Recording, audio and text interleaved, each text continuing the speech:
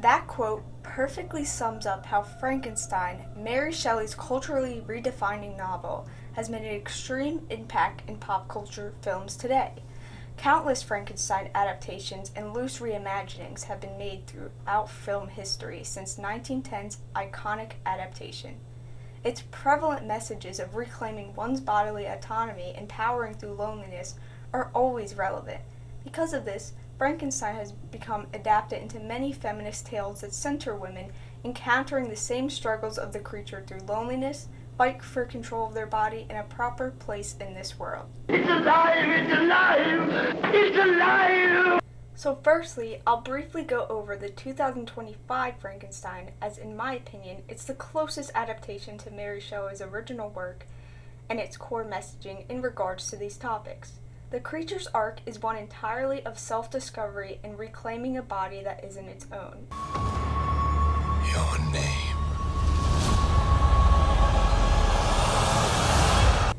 Loneliness is a central problem in the creature's existence, as he quickly realizes there's no one quite like him alive. He asks Victor to make him a companion, but we all know how that turns out. The lonely existence the creature decides to claim for himself at the end isn't one taken in vain. He makes the choice for himself to enjoy the warm sun on his face and continue on. While the original Frankenstein tale isn't explicitly feminist, the subtext is all there, and many Frankenstein adaptations run with those subtexts. Now. Run. May is a Frankenstein movie that isn't widely known as one, since the actual Frankenstein plot comes in at the last 30 minutes. Our main character, May, is a, quote, weird girl who is so deprived of social interaction she can barely socialize at all. And we take out a piece of intestine about the size of a hot dog. She desperately tries in spite of this, but fails over and over again. All of these failures lead her to snap and start killing to collect parts of her new friend she desperately needs. May is a dissection of loneliness and the pain of being an other. She's a look at how societal standards for women cause isolation for women even slightly outside of them. May is an outsider to the other girls in the film, both physically and mentally. She's suffering from untreated mental illness from prolonged loneliness and has a lazy eye. May is stuck in a body that is deemed unfit for a patriarchal world structure. Her creature at the end is a combination of both female and male parts, symbolizing that one person that could understand her simply doesn't exist. While May might have taken some control back for herself, the ending is still pretty bleak. A more upbeat Frankenstein tale and one of my favorite movies of all time is Lisa Frankenstein, which is a love letter to the creature both literally and figuratively. Lisa has the dilemma of feeling like she's the only one like her, much like the original creature in Frankenstein. However, this movie's creature is a 19th century man who never experienced real love in his life. When the two meet in a twist of fate and lightning reanimation, they choose to indulge in loneliness together. Lisa is on a journey to reclaim her body as she builds the creatures. They both undergo a physical transformation, but Lisa signifies her growing confidence in who she is. Her love story with the creature is fuel for this fire.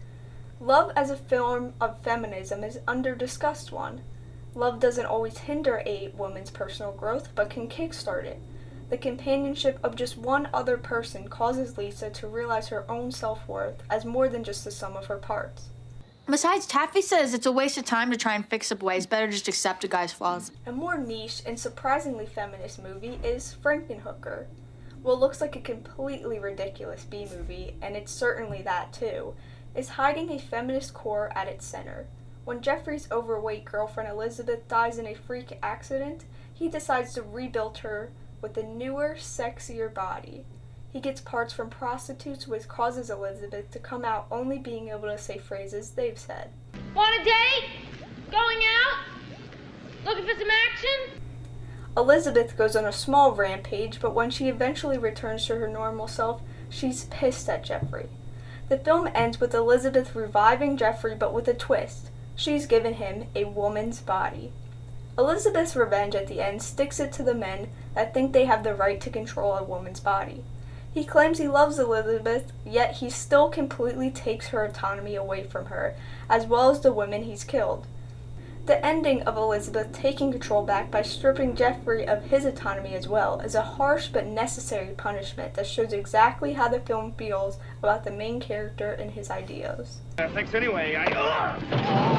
Lastly, Poor Things, an explicitly self-proclaimed feminist version of Frankenstein, is surprisingly not feminist in the slightest. Yes, this is actually a secret criticism of Poor Things.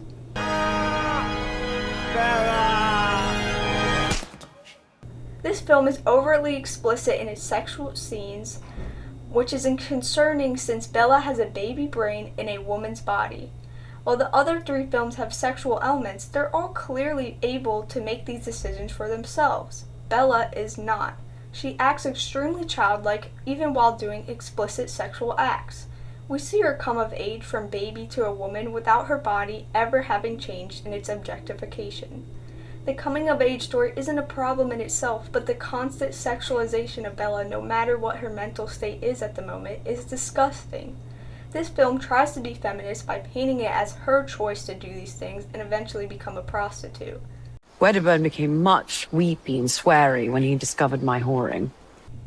There's nothing feminist about being groomed into prostitution because the men around her exploited her before she could even form sentences. This film, being both directed by a man and based on a book by a man, dismisses it from any possible feminist lenses. It isn't commentary, since Bella's arc of being sexually liberated is entirely curated by the male gaze. It isn't for her, even when the film tries to trick us into thinking it is. Why keep it in my mouth if it is revolting? In conclusion, Frankenstein has always been a source of feminism, ranging from the author herself creating science fiction at just 18 years old to the large spanning inspirations it created. While the original tale muses about the tragedy of a lonesome existence while grappling with your own body, May explores this tragedy through a specifically female lens, and Lisa Frankenstein values love and self-discovery as the positive solution to this problem.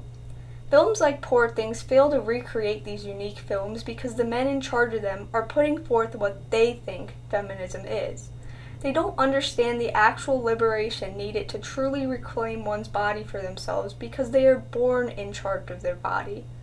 Thankfully, films like Frankenhooker spit in the face of these men that try to build powerful women up with their own pleasure in mind first. Because true feminism comes from living for yourself as a woman and not in spite of a man.